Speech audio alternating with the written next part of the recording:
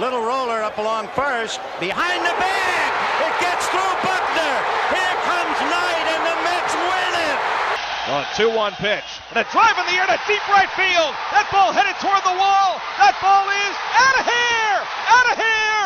A game-winning grand slam home run off the bat of Robin Ventura. Hey. And it's hit deep to left center. Andrew Jones on the run. This one has a chance. Home run. Mike Piazza, and the Mets lead 3-2. High fly ball to left. Back at the wall, and the captain's going deep to the wall.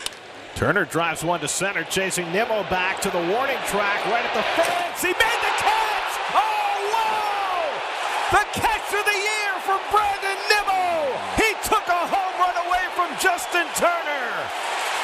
Wow. Ladies and gentlemen, may I have your attention, please?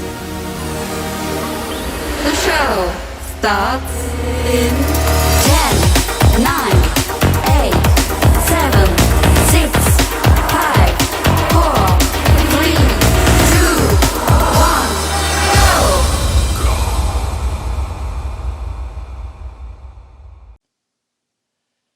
Episode number 16.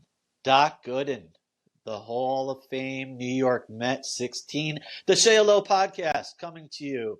Bill Pulsifer, my co-host, alongside my name is Casey Lynn. This is episode number 16 on the Shay Low Podcast. It is brought to you by Roots-Recordings.com. Special shout out to our producer, Steve White, behind the scenes, doing a great job as always. Can't believe we're on 16. I just wanted to bring up Doc Gooden because he had a birthday last week. So 16, his number, it made sense. Bill, it's been a week. You were at fantasy camp. Before we dive into anything Mets related, off the field, on the field, let's talk about your last week of your life, Bill. I'm actually interested. I've never gone to Port St. Lucie for fantasy camp. As a fan, you have the honor of being a coach or whatever you call there. How was it? Did you get a tan? I see a little redness on your face. Maybe just the face, because obviously we're in uniform out there. And actually, it was a lot of rain. But Doug Dickey, who runs the camp, did a great job of finding every window we possibly had to get out on the field. Was able to actually spend some time with number 16 down there and help celebrate his birthday a little bit. He was kind of trying to keep it down low, but I think everybody kind of knew about it. So it was a blast. It's, fantasy camp. When you go down to fantasy camp, you're kind of in a fantasy land for a week. So I kind of disconnect completely from reality and just go down there, and lucky to be able to do it. And it's a blast every single year. And it's one of the weeks I look forward to every year. One of my favorite weeks of the year. Yeah, I saw one of your tweets during it. It was a picture of you and Doc. I saw Glenn Rush was the photographer behind the scenes, and you X'd out, tweeted out, whatever. It's not every day that you get to, spend a birthday with your childhood hero. That must have been awesome. Yeah, I get like a goofy kid every time I get around Doc, and I'm lucky to be able to consider him a friend. And not many people get to hang out with their boyhood idol and talk pitching. And it's funny, he asked me what I think, and I'm blown away when he asked me what I think. But it's crazy because I coach down there, and he's kind of like a rover where he just goes to all the fields and does goodwill. And that one thing he does great is speaks with everybody. There's 120 campers down there, plus all the coaches and the staff, and he has time for everybody. But I always want to yell at him, but I have a hard time yelling at my idol when my team's out on the field pitching, and all of a sudden here comes Doc walking out on the field and sits behind home plate, because then I know, oh boy, my pitchers are going to start walking everybody, because they get a little anxious knowing that Doc Gooden's behind the dish. Yeah, so you're a coach for a team with X amount of players, and I guess at fantasy camp they have that divided up with the 120 fans that come, and spend the week with you guys paying for it. Is there like a tournament in games, or I'm sure there's a lot of competitiveness between you and the other coaches. How's that work? Well, this year there was 12 teams. Okay. Most teams had 10. I think 2 teams had 11. So I guess it would be 122 campers were there this year. Luckily, everybody stayed healthy. What they used to do in the past was that we would actually do a real draft. Oh, wow. And 2 coaches coached together. I'm always with Kevin Baez, and his name is KB. He was a brief Met in '93 on the worst team that money could buy. When I was with the Ducks, he was our hitting coach for two years. Exactly. I know him very well. KB is a great guy. Yes, tremendous guy, and a tremendous fantasy camp guy. Actually just got put in there. They actually have a Hall of Fame, and he was put in last year in the Mets Fantasy Camp Hall of Fame. But they used to do a real draft, and then they kind of found that sometimes the teams, the parity wasn't as good as they were looking for. So now we kind of do a group draft, and it's not really even a draft. It's kind of all the coaches get together, and all the names are up on a board, and we kind of put teams together, and then they play. We play 8 games, but it is kind of a tournament. The first 4 games or 5 games. It might be 5. I don't even know. But those are like the pool games, and then it works into a single elimination tournament. But even though when you do get eliminated, you're still guaranteed your game. So those guys play 8 games down there in 4 days because we have 2 days that are no games. So it's 6 days. The first day is kind of a tryout and a practice and evaluation. And then they play the 8 games in the last days. I actually got up on the mound the other day and threw to fantasy campers. How was that? It went better than I thought. You know what? My shoulder had been bothering me a little bit because I've been playing a little bit of catch with my son. Right. And my shoulder had been bothering me, but I broke down and broke out the Tiger Bomb and actually lathered up my shoulder with a bunch of heat. And it was crazy because it's the first time I've done it since 2011 where I've actually put some heat on my arm to try to get it ready. But having 1 year between outings, between the last day of fantasy camp last year and the last day of fantasy camp this year, it went well. Had fun out there. Did just enough to where I didn't hurt anything. Good. My with the dehydration of all the off-field celebrating that we do, enjoying each other's company. Usually, I'm pretty dehydrated by the end of the week. So I did just enough to strike a few guys out. Maybe I might have given up a hit, but I had a good time. It went better than I had expected. Well, no one got hurt. You struck a couple guys out. I'm sure the campers or whatever you might call them had a blast. I know they got to pay a pretty penny to get down there and have the luxury of the Doc Goodens and the Bill Pulsifers and the Kevin Baez's. So. There's a lot of good names, and I know we're going to get to some of them a little bit later after looking through the mailbag a little bit. So we'll save that for a little bit later. But all right. It becomes a community. It really is a community, and you get to meet so many nice people. And I know we need to move on, but it's a blast. And if anybody is interested in looking into it, I would definitely. It's worth the time if you have the money and the time to do it. It's a tremendous blessing for me to be involved, but it's not just the campers that go down there to meet the players, the former players, and now their coaches, quote unquote, but just the camaraderie that comes over the years from the amount of guys that you get to meet and from different walks of life. And it's truly is a blessing to be involved. Yeah. I'm hoping one day I can do it because reading who was there and seeing all the tweets and the pictures, it looks like a blast. So it sure is. I'm happy you had a good time. Hope, happy you're not hurt and, you brought back a little bit of redness on your face, so I'll take it. So there is some Met stuff that went down while fantasy camp was going down at Clover Park. And the first thing I want to talk to you about, because we didn't get a chance last week when you were in La La Land, I saw that tweet too. It was the Mets had on Friday of last week, 8 p.m. Eastern, tendering or not tendering X amount of players. And that's a big deal because that's basically for that. If nobody knows, you're cutting a player or you're offering them a contract. Right. And it's a big deal for the team organization. It takes them off the 40-man. And obviously, for the player, it's a life-changing, event. Oh, yeah. So specifically for the Mets, they kept players that I thought, they were going to keep. I wanted to get your take. Pete Alonso obviously is a lock. His last year of arbitration, projected to make $22 million, which a lot of money, and he'll get more, hopefully by the Mets after this year. They tendered Drew Smith, who I thought was on the bubble, but even though he had a poor year in 23, he had 2 back-to-back good years prior. He's still under control. He's only making $2 million, which in baseball world is nothing. He was tendered, and then our guy Joey Lucchesi, he was tendered. So is David Peterson, but he's going to be out to the second half with an injury. What did Yeah, Peterson do? What did I miss? I believe he got shoulder surgery That's or right. You know so. what? And that's why we got Yeah, to cut. Maybe we need to cut him a little bit of slack for his season this year. Um, maybe he was pitching injured the majority of the year, and I know it. You he know, pitched well though in the second half. yeah. You know what? And I kind of I noticed with him, it seemed like his arm action was changing throughout the year too. So that's yep. interesting. Is if it was something that they were working on, or something that he couldn't continuously keep the same arm action because his arm had been bothering him. But that's interesting. You're absolutely right. You could see it in the first half when he sucked in the beginning for the Mets. His arm angle and just everything, it's totally noticeable from when he came back from the minors and Yeah. pitched much better. My question is, why did they wait for a month basically after the season ended to get the surgery? You know?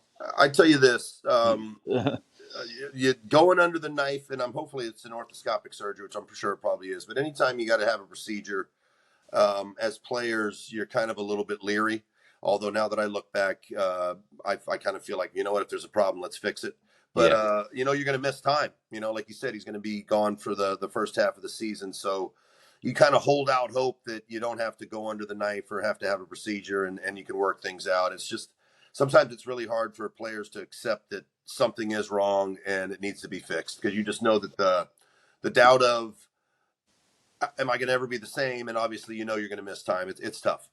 Yeah, and that's going to impact the Mets because he was a bubble guy for the 5th spot, and if not, he showed that he could come out of the bullpen and pitch well. And having depth is such a big deal with the Mets. In any organization, just having pitching depth is a priority. So they did tender him. He's coming back, but he'll be on the 60-day DL, which will clear up that 40-man spot. And then I saw something. They're only at 28 guys right now, right? yeah, they have the lowest amount of players in their organization on their 40-man. David Stearns came in and cleaned up house, as we thought he would, and we're including manager as well. A lot of their front office moves. Hired the new manager. We'll get into that a little bit later. And 28 on the 40-man, and who we didn't tender. We can know Daniel Vogelback. The experiment and the frustration of Met fans is gone. Met fans and myself included were just, you had your time, buddy. Ample opportunity to show something, and he never did. They did not tender him only $2 million.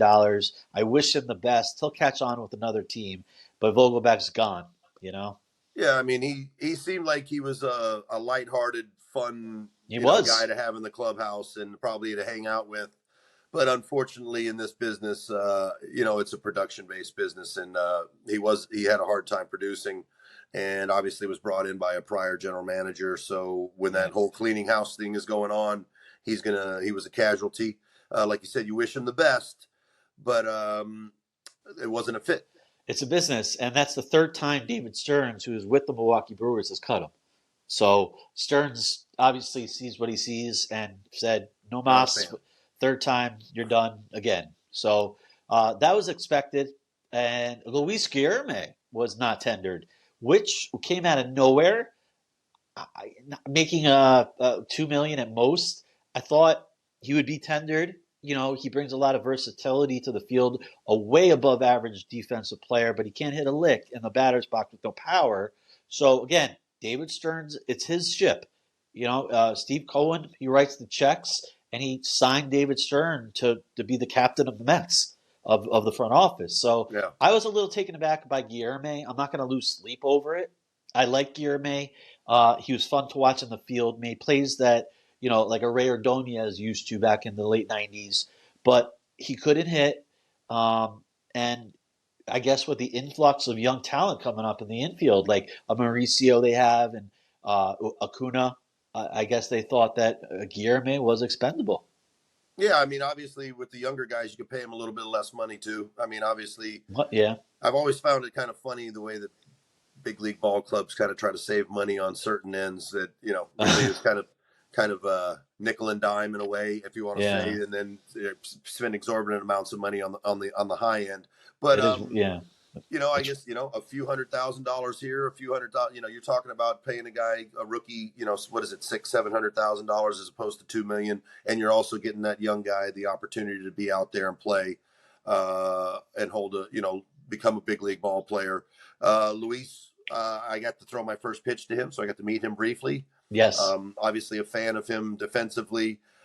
He did hit well for a couple of years. Obviously not a lot of power. But slap hitter, like not terrible, but I guess Stearns saw it was the risk reward for $2 million wasn't worth it with other young guys coming up. I don't know. That, and I would think that maybe with Stearns being more of an analytical guy, maybe looking for more power off the bench as opposed to defense and and contact hitting. And it's funny you were saying, when they have the Steve Cohen luxury tax, for fuck's sake, when they make a tax after him because he blows over it with the money, and you say nickel and diming. Well, DJ Stewart, who was on the bubble for being tendered, non-tendered, he got a 1-year deal, a major league deal, and they shaved off, like you said verbatim, a couple $100,000. He was projected, if tendered, to get $1.5 million.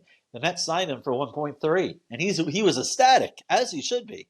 I think that he's this is a former number 1 overall pick or a first round pick. First round pick for the Orioles, and I'm happy for him, and he was pumped. Yeah, well, he can kind of take a deep breath a little bit and just focus on preparing himself now, as opposed to where am I going to be? Am I going to be at AAA? Am I going to have a job? Obviously, he knew he was going to get a job, but where's it going to be? Where's spring training going to be? What am I? So he's had some questions answered for him that can kind of have him be able to just take kind of a deep breath. And he seems like he's a hardworking guy, so I would obviously expect him to take that as, okay, I made it. But I think that was just kind of a weight off of his back. Take a deep breath, and now I can just really focus on getting my ass ready for spring training. And, totally agree. He was great. He got off to a little bit of a rough start, but once he started continuously to get at bats, he performed really, really well, and I think he'll be fighting for a lot of playing time in right field. He had it. I know the Mets were out of it, and he became Barry Bonds for a good 6-week stretch in August. His stats were insane. He had like 9 home runs in 15 games. I love his swing. He's got pop for that left side, and he earned that contract with those 6 weeks. He took advantage, and not a lot of players do this. When injuries happen, Marte, whoever else, was really Marte, and they knew Marte wasn't coming back. All right, DJ, you've been in AAA, you have good numbers, show us what you got. Not only did he show the Mets what he got, I mean, he was putting up historic numbers. So he earned it. There was a quote by him last year where it was the DJ Stewart game, and he had a famous quote. I don't even think he meant to say it with any intentions, but it was like, diapers ain't cheap, so, good for DJ. I get it that he doesn't have to worry about the money's guaranteed is the biggest thing. Obviously you go down to AAA, you're not making as much as you are on the major league. Right. So that money is guaranteed, and it's a big difference. And, good for him. And I think, you're right. He'll have a lot of opportunities to find some at bats, kind of like a Tommy Pham last year with injury. So I'm happy to see him back. And he's 30 or turning 30. I agree with you again. He's still got that chip on his shoulder, being that former first rounder. And $1.5 million, well, to me and you, is a lot of money right now. Well, at least to me. Me too. Yeah, he could parlay that into $10 million. Yep. So good for him. Hard-nosed baseball player too. The type of guy that the Mets need. So that's a win-win for both the Mets and for DJ Stewart. They need a lot of DJ Stewart, too passionate and just like you said. Quickly to wrap up the tenders, the non-tenders, guys who we thought were not going to be tendered, the Trevor Gotts of the world, the Brighams of the world, the John Curtises of the world. That basically just tells me David Stearns came in and threw out the trash of Billy Epler's, optionable relievers, because teams that want to win, no, you have a bullpen that's set. not guys that you can just rotate with options and have them on the train going from Syracuse or, whatever, the plane back and forth every 10 days. That's not how it works. So Yeah, David Stearns knows that. that definitely doesn't bode well for camaraderie Right. or comfortability. If I might be 2 bad pitches away from I'm back on the plane to Syracuse, or obviously that makes It's more work to be done. Which yeah. we've talked about, that the Mets have a lot of work to do this winter. But now that they've got some of the cleaning house out of the way and got a manager, and I would suspect that pretty soon the chips are going to start to fall. Yeah, and it's not even that. Like, I remember last year, all these optionable relievers, and by what I mean is what I said before, guys that, like you said, they're 2 pitches away from being sent back to AAA. It's not even that. Guys were being called up just for an arm. So they could Yeah, go 2, 3 shutout innings, striking out 9 guys, but they're sent back to Syracuse anyway because their arms are toast for the next 5 days. right. So I'm hoping David Stearns, and I'm sure he knows that's not how you run a Major League Baseball team in the bullpen. You have to have guys who are solidified. So I'm happy with the tenders and the non-tenders. Surprised by Guillerme. Happy for Stewart. Lucchesi, I We really didn't think. mention the lefty reliever there. What's his name with the B? The lefty with the B. Brooks Raley? Rayleigh. Yeah, B. First Oh, well, name B. yeah, they picked up his option a couple Oh, weeks okay. ago. Yeah, okay. That's right. Yeah. That's right. So their bullpen as of today, in the early part of Thanksgiving week, is Diaz will be back, Raley, Drew Smith, and that's it. So unless I'm forgetting somebody, but I'm not. The Gotts are gone. But the Phil Bickfords of the world are on the 40-man. They got it from the Dodgers and some other guys as well. But the hard pressure situations, Ottavino declined his option. He's on SNY doing Baseball Night in America or Baseball Night in New York every day. It's the Really? weirdest thing. I mean, every day he's with the host of that show at 6:30 on SNY as an analyst. And He's he's not. what? Yeah, he's not considering retirement, is he? And trying to get into the entertainment It's industry. almost like he's definitely setting himself up after retirement because he does speak well and he knows what he's talking about. But the guy is looking for a contract. He just declined $7.5 million. So it's just odd where he could come back too, and he's Yeah, talking about the Mets bullpen as an analyst. It's just odd. a little strange. Yeah. Um, the what you were talking about before, the pitches, the pieces that need to now fall in with the Mets. The big news of the week: Yoshi Yamamoto from Japan, the #1 sought out free agent, right there with Otani. He posted, which means now he's a free agent, and all 30 major league teams have 45 days to negotiate with him. Doesn't mean it will take 45 days. That would be January 4th that it would all end. There's no comp picks to him. He's 24. The stats, we've talked about him for months. He's finally a free agent. He said that he will meet with teams early December. Nothing's going to happen around Thanksgiving week. He said that he doesn't want the dog and pony show, doesn't want the ballpark tours. He doesn't want the wine and dines. That tells me, and I obviously want to get your thoughts on it as well, he kind of knows where he wants to go, Yeah. or at least has it down to a couple. He's going to make upwards of $200 million. He's going to get a 7-year contract. For Christ's sake, Aaron Nola just got 7 years, $172 million. He's an innings eater, Yamamoto's your clear-cut ace, whoever gets him. Is he? Yeah. He Yamamoto? is? In Japan. Absolutely. In So Japan, so was Arabu. I mean, we So could go was through. Kei Ishigawa. I think he's an unknown commodity right now. Obviously, he's a hot topic. We could go But through. You're right. You you're don't going to have to know. prove to me you can pitch in the major leagues, brother. I would love if the Mets got Yamamoto and he can prove to Bill Pulsifer how good he is. Yeah, I'll put it that way. I was talking to some people down at camp about him, and obviously he's been tremendous up to this point. Some of the things that he might have going against him a little bit would be his size as a right-handed pitcher. Yep. A 5'10" right-handed pitcher. Hasn't been injured yet, right? Nope. God damn, there's one coming. Yeah, there is. So I don't Yeah. know. I mean, look, you hope for the best, and obviously he's the hot commodity in the free agent pitching market. You got to prove you can play in the major leagues. Well, And nothing against Japan, because Japan is a tremendous league with tremendous baseball players. They've proven in the World Baseball Classic. But it's not the major leagues. So 7 years, that's a lot of, but he's hey, 24. He's 24. I mean, Aranola, and who just has pitched 0 pitches at the major league level. right, and I get Senga had a great year, but he was 30.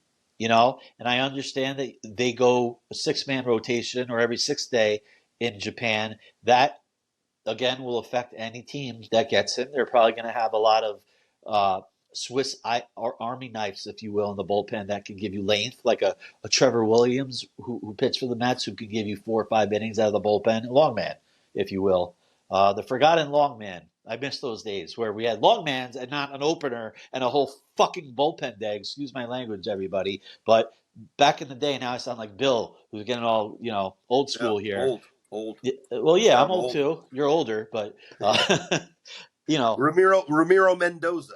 He was the Yankees guy. Yeah. Was the middle guy. You know what I remember about Ramiro Mendoza? Mike Piazza hitting a 400-foot shot off of him in 1999 at Shea Stadium, and that back and forth game that ended with Matt Franco getting a pinch hit walk-off single to right field off of Matt Franco. That's how I remember Ramiro Mendoza. There you go. Good memory. Thank you for that. Right on. Yep. If the Mets don't get Yamamoto, here's the question, Bill. Where's that leave them? Who the hell's pitching for the Mets? Yeah. Who's their ace? Where's their, Jordan Montgomery's still available. Blake Snell's available. I want no part of Blake Snell at all.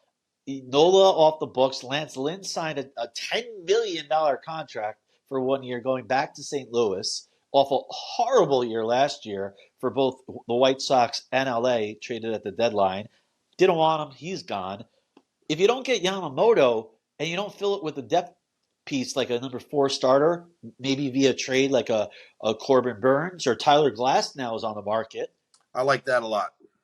They might have to go I'm that not route. sure Burns would be a fit simply because of everything that happened in Milwaukee last year and the guy running the Mets now being somebody that was involved in that.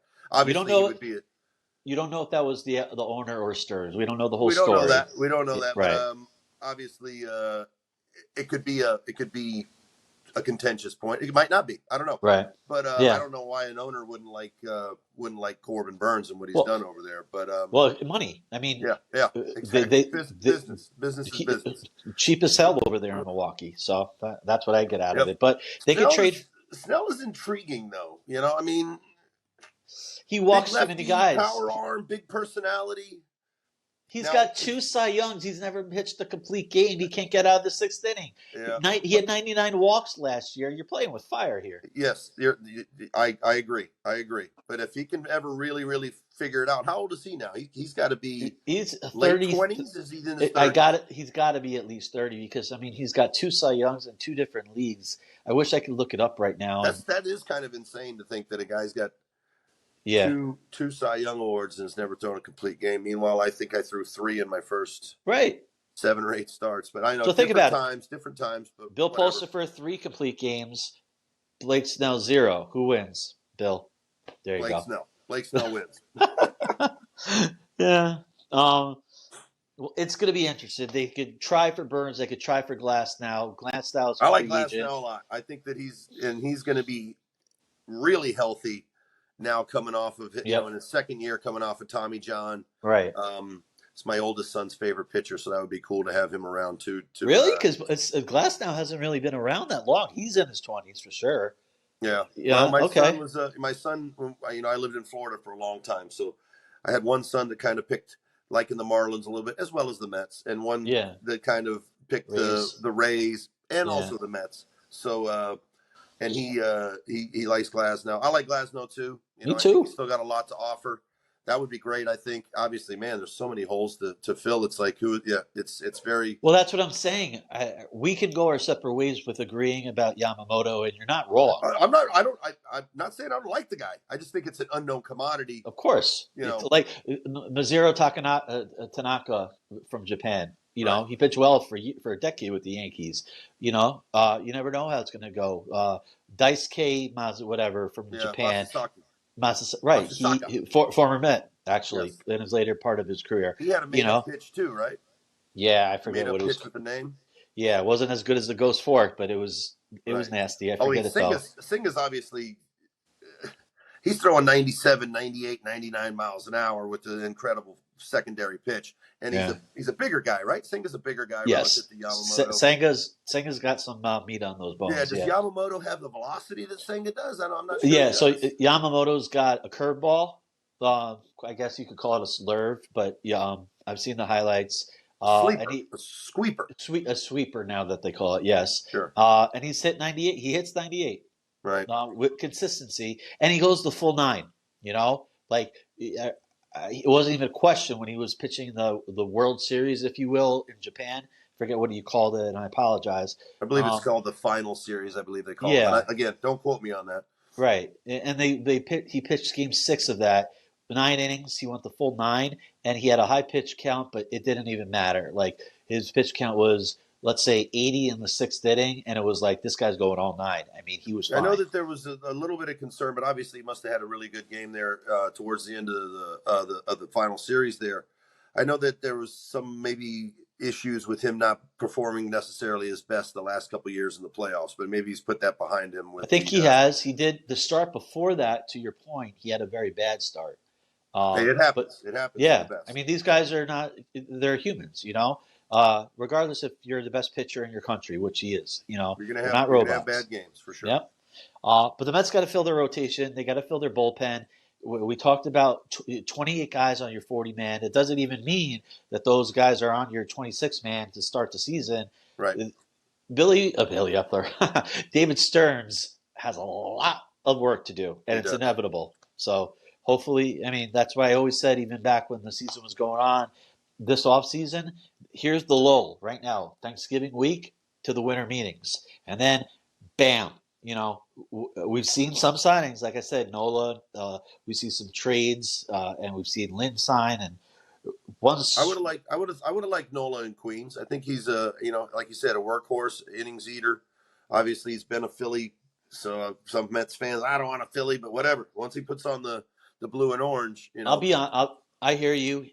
He's got a respectable ERA. $25 million is probably fair for what he got for him in this day and age. But I think the Phillies.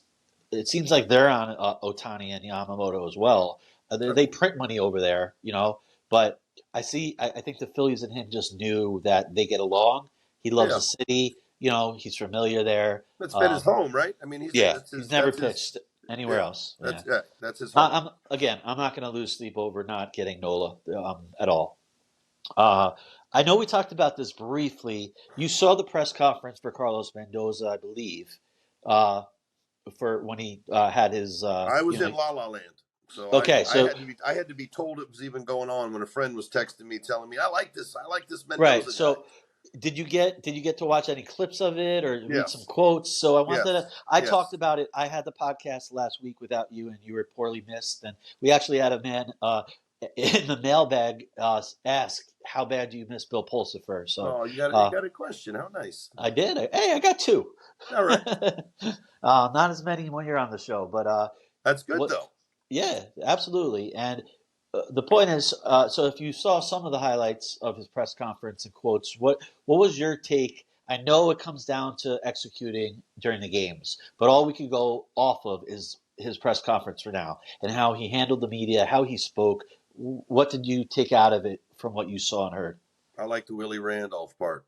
I knew you were going to say that. Yeah, me too. He needs something like that with him. Yeah. I think. I mean, look, he obviously, to be able to go in front of the media and say all the right things and put your best foot forward and come across positive and come across optimistic, that's a big thing. And it's very, very important. And a lot of guys are good at that. He showed that he was good at that. Now getting the job done. Obviously, you're only as good as the equipment that you're given. So there's a lot, like we said, there's a lot of questions out there for him with his players, his roster. But so far up to this point, a lot of people very happy with what they had to hear Mendoza talk about. I did like, and maybe it was, I'm not going to say crying out for, but the Willie Randolph part, maybe, hey man, maybe maybe Willie gets back in the dugout again. That was at the end. That was at the end of the press conference, and it was kind of out of nowhere. It was weird. It's interesting. I think liked it though.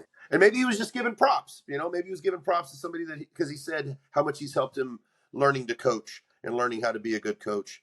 Yeah. And Willie's been involved in New York for so many years, both on both sides with the Yankees and with the Mets.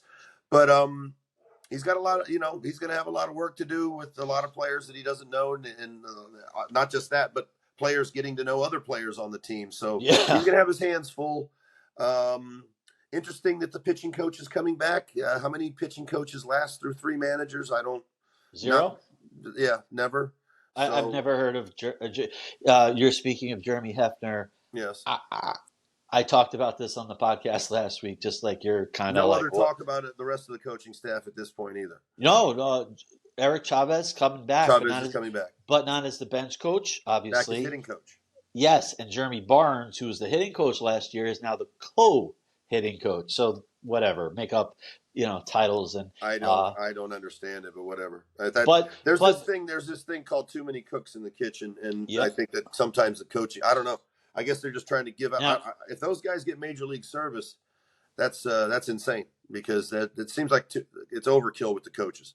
Yeah, and quality control coach. I don't even know what that means. Romano starts with he played for the Royals, bullpen coach, former All-Star, blew out his arm very young. Mets got him as the bullpen coach. God, his name is escaping me. I think he played around when you played. Royals, 2-time All-Star. Lefty or righty? Lefty. I watched him pitch growing up. He's the new bullpen coach. He was in the Yankees organization. You're going to get a lot of ties there with Mendoza. Yeah. Man, it's escaping me. Is he a Venezuelan guy as well? I wonder. Maybe they know each other. Yeah, I believe so. He was also in Korea, I think, being a coach over there. And Mendoza just brought him over. And actually, I saw someone on Twitter the other day asking, "What does a bullpen coach do?" And I didn't go off. I mean, I was respectively nice, and I was like, "You don't understand." And then we were talking about Randy Neiman way back when in one of our episodes. A bullpen coach has a huge job. Tell me if I'm wrong. I mean, almost as important as a pitching coach. Look, he's got to be a psychologist as well as a coach. You got to be able to deal with the guys that are down there, because being a bullpen pitcher is not easy, and it's a thankless job a lot of the times. Obviously, you've got to know the scouting reports. You've got to know your guys. You got to know what makes them tick. It is an important job, and you're down there with that because that team. It's kind of a team inside of a team. Yeah, and you guys are down there in that bullpen together, and you guys are all in that's like your foxhole down there, and that's where you start your battle, and you get your wars are down there as a group. So. Obviously, I feel that bullpen coach is a very integral part of a coach. I totally agree. You're tracking every pitch. You're a middleman to the manager, and from the pitcher about how he looks, how his stuff looks, psychologically, like you said. You're in that foxhole with the entire bullpen and starters who maybe want to come out there on their off day, and you're just. More than probably anybody as a bullpen coach in terms of that pitcher. He's every side session, every bullpen, every this and that. Bullpen coaches are overlooked, and I'm just surprised that not many people take them for granted. I mean, they have an integral part of the position for a reason. So absolutely. Let's talk a little bit about the Hall of Fame ballot quickly, because I know we got to get to the mailbag. It came out earlier this week. I believe you have it, and maybe some thoughts. I do. Quickly for me, I really hope that Billy Wagner gets in. He deserves it. Nobody off the page that jumps out at me does like Billy Wagner. He was, to me, the most dominant left-handed relief pitcher of all time. Of his time, for sure. Maybe of all time. Yeah. I mean, the stats, you should look up his last year. Look it up. I think I told you about the first time I ever saw him throw in person at the Astrodome. All I can think of is how in the world does anybody ever put a bat on the ball? Seeing him in person from the dugout is like, wow. Yeah. And he was throwing 98, 99 miles an hour. Then when we know that the radar guns are reading the ball at different areas than they did at that time. Yeah. So I mean, I would like to have. I bet you he was upwards of the 101, 102 mark. He might have hit it. Yeah. If he was on the guns of nowadays. And he, when he pitched for the Astros, I was like, how do you hit this guy? Yeah, I don't even know how you put a foul ball out there. Right, and then he came to the Mets, and I was like, okay, And what a great story! I don't know if you know it, but the kid broke his arm, his right arm. Yes, he was right-handed. Yeah, taught broke himself how to pitch. He was 13 and 14, and decided I'm going to learn how to throw left-handed. But go ahead, finish your guys, because I do have some notes here about the Hall of Fame. Really quickly. Wagner's my number one. He's trending to make it. Why? It's his 8th year on it. He'll get in. I don't know if it's going to be. I think it's his second to last year left on the ballot. What also jumps off at me, first year is Adrian Beltre. He's a Hall of Famer, third baseman. He's a first ballot for me. He'll get in this year. Andrew Jones, as much as a Met fan I am, with his defense and center and 430 home runs, he should get in. I don't know if he'll get in this year. He's another guy. I'm on the bubble with Joe Mauer. And then you have the Mets. There's a Carlos Beltran, David Wright, and Jose Reyes won't crack 5%. It's unfortunate for David Wright. He was a shoo-in until the back and all the problems. Unfortunate, yes, very unfortunate. And then here's where he's at 55% last year on the ballot. Gary Sheffield, 500 plus home runs. The talk is, the rumors about the steroids. I hope, I don't know. I'm wishy-washy on Gary Sheffield. I remember being at Shea Stadium when he hit number 500. That has nothing to do with anything. But to wrap it up, I really like to see Billy Wagner get in. It's terrible how the David Wright not going to make 5%, but Andrew Jones should, Billy Wagner should, Beltre should, and I think Beltran eventually will. I do think eventually, not this year, but eventually. You remember, you got it's years and years that you build up. Yeah. Yep. So that's my take on it. Everyone else can kiss my ass, especially Chase Utley. Just want to throw that out there. Chase Utley, if you're listening, kiss my ass. You're such a fan. Okay. Always. I've got a few little lists here and I'm going to start with. We'll go with some really good names here, but unfortunately they have the steroid stigma. Obviously, A-Rod, Sheffield, Manny Ramirez, and Andy Pettitte would be my borderline, because obviously Mike Mussina is in the Hall of Fame. So comparable, but then you throw the admitted use of steroids to come back to come back from injury. That takes me off of all of them. A-Rod for sure. I do believe at some point in time there's going to have to be and if you wanted to call it the steroid era wing or something, some of these guys are going to have to get in, and they're going to have to be the pre-2003 guys. Obviously, that eliminates Manny, that eliminates A-Rod, and Sheffield. I mean, he was kind of tied to Balco a little bit too, right? So that might eliminate him. So maybe they don't get in, but those are some tremendous baseball players that had tremendous careers that might have been helped out a little bit, obviously, with some performance stuff. I mean, Manny Ramirez could be the greatest right-handed batter I ever saw. All time. Right. And I got to play with him, and I got to see how he worked on a daily basis. Phenomenal. Yeah. Okay, my list of very, very good players, but no, right now, Abreu, Mauer, Utley. Unfortunate David Wright, what happened with him, because I believe he's a Chipper Jones comp and would be a Hall of Famer. Jose Reyes, great career, great player, not a Hall of Famer.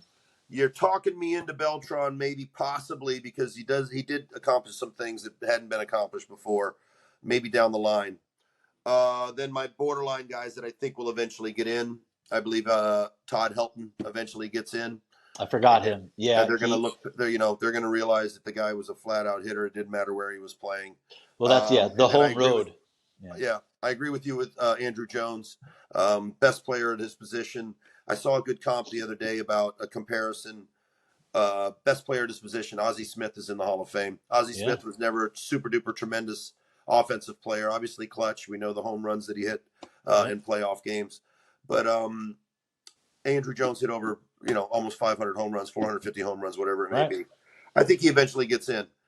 Then that leads me to the guys that I think that should be in, and I'm agreeing with you. Beltre, I think, is 100% a Hall of Famer. Should be a first year. Yep. And I agree with I'd like to see Billy Wagner get his props and get his flowers for what he accomplished as a left-handed relief pitcher. That's my list, and that's what I think. We're on the same page. You bring up Todd Helton. I don't have the list in front of me. His road numbers are incredible. So take out the Coors Field crap. Yeah, he was just good. I mean, the Yeah, guy was good. right. Wasn't he a backup to Peyton Manning at the University of Tennessee as well? And I think he's got 4 or 5 silver sluggers too. I mean, this guy was good. You know. Yeah. And he probably will get in. I hope. I think Billy down Wagner, the line. I think him down the line. and Andrew down the line get in. You know how it works. Larry Walker, was inducted, it took him to his last year because it's all a process. You only get so many votes, and there's but remember, DiMaggio didn't go in on his first ballot. Think about that. Right.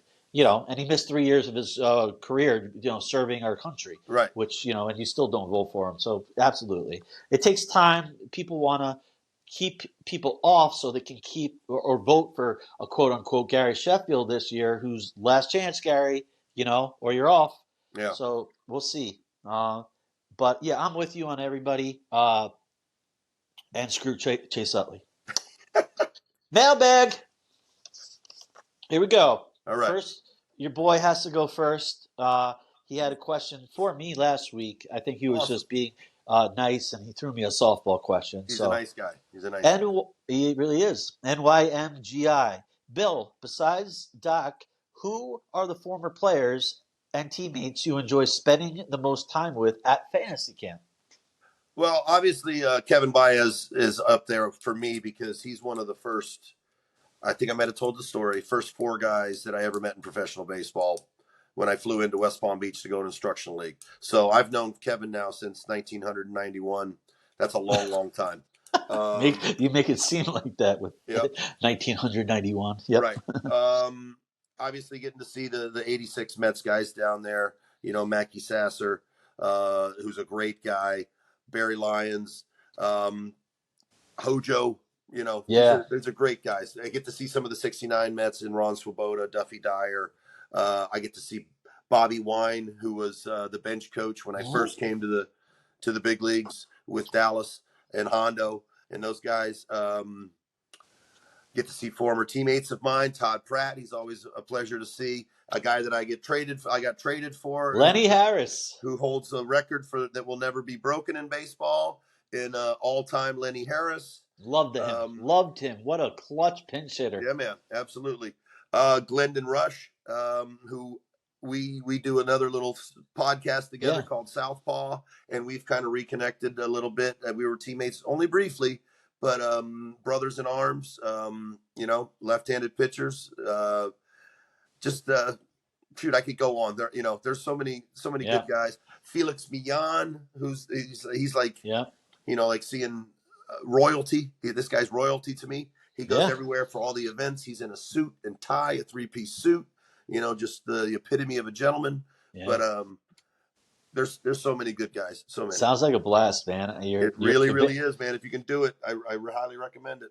Well, you're look, you're young. You've got time. You can do it. Yeah. That just makes me want to go. Thanks for the question, NYMGI. Always there for us. We got to move along to Jimmy Lags. He goes, welcome back, Bill. Do you have any Ron Washington stories, and what do you think about his hiring with the Angels? My favorite, there's so many of them, but I'll give you a quick one. Okay. So Mark Kroon, who was drafted the same year as me, we're playing together in Columbia, South Carolina for the Bombers, and Ron Washington is the manager.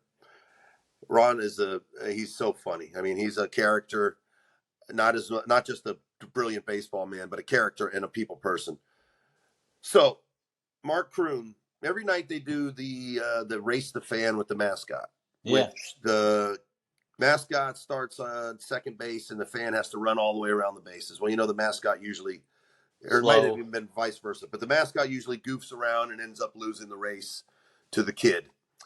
Well, Mark Kroon dressed up as Bomber the Mouse one night. Uh-oh. And he won the race and ran by the dugout. And Ron Washington, he was like, God damn, Bomber's got some long ass legs tonight. It was just the funniest thing. But there's so many different great Ron Washington stories. He used to talk about how he was so important to the team that they couldn't play him every day, and he had his own little beliefs of himself, and he was always about taking ground balls, just like you see. Nowadays we can think back to the All-Star game with him helping Pete, and then you see his little things on Twitter here and there. Well, he would be working with Albies and some of the Braves guys. He's a baseball lifer, a baseball junkie. What do I think about his hire? I absolutely love it. I absolutely love that he's getting another opportunity to manage again, and I think it's well deserved. Yeah, 71 years old. I think after being a strike away in 2011 in the World Series against the Cardinals, and he led the Rangers to back-to-back World Series when he was managing back then. Not saying the Angels are going anywhere. No, right. There's still a lot of work to be done, but I'm just very happy for Wash. I think it's kind of like Buck Showalter. They're baseball junkies. They're baseball lifers. He had the opportunity to maybe get a managerial job at his age, and he took it. And I'm sure he'll say, and he already has, we'll come for the West. We'll do everything we can. But, you got the Astros there. You got the up-and-coming Mariners, and you got the world champion Rangers. But I think the guy just wants to manage, and good for him. He got that opportunity in 71. So 100%. Yeah. I'm not worried about that age. That's a good age right now. The last two World Series champs were 71 and 68. So he's all right. He's all right. Things are going to come back around a little bit. I'm telling you. That's the way it works. There you go. What goes around comes back around again. Absolutely. Did with Ron. We got time for one more question, then we'll go into quick pitches. Jeff Cohen, who's got Baseball and Barbecue podcast. Thanks for the question. He wants to know how fantasy camp was. Well, we know. You've already answered that. But he has another question. Was there any kangaroo court stories that maybe went down at fantasy camp? Yeah, kangaroo court is always a blast every night. And they do Hope for Heroes is a charity for wounded veterans. And all the money and all the proceeds goes to that.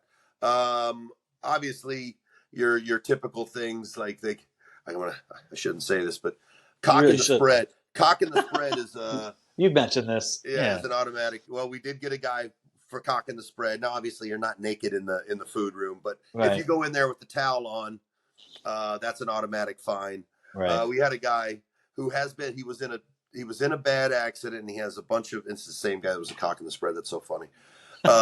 He has pins and metal in his legs. Hey. They had to put his legs back together, but he's a catcher, so he has a handicap sticker, a placard to park.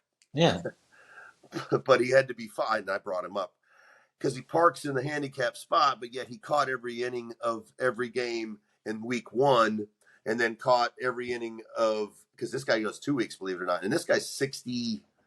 I want to say 61 years old. God bless him. And then caught the first 4 games of the second week of camp, but yet parked in the handicap spot every single day. So that was obviously a fine. It's like, okay. It's all little stupid things. You got the wrong colored spikes on. You forgot your belt. You didn't bring your belt out. I actually brought a guy up because he went to go take batting practice on the showcase day and went up with the fungo bat. Had no idea he was using a fungo bat to take batting practice. But how do you not realize that? It's completely different from a regular bat. Maybe he didn't even know what a fungo bat was. I can't see how he didn't realize that it was extremely long. It was, it's a long, thin, not thin, but thinner. And he actually, believe it or not, he actually hit the ball pretty well in batting practice with it too. But it's all in good fun, and it's for a great cause, for the Hope for Warriors Foundation, which is great. Good. Well, we got some good questions there. Thank you, Jeff Cohen, Jimmy Legs, and NYMGI for the questions. We're going to move right along to quick pitches and then wrap this baby up. We haven't done this in a couple weeks, so I'm looking forward to it. First question, if you're by the way, for the mailbag, every Sunday we put out on Twitter, Shay_hello. If you have any questions for Bill or I, mostly Bill, put them on there on Twitter, and we will read them live on the broadcast, on the podcast, just like we did right now. Shay_hello. So thanks everybody who participated in that.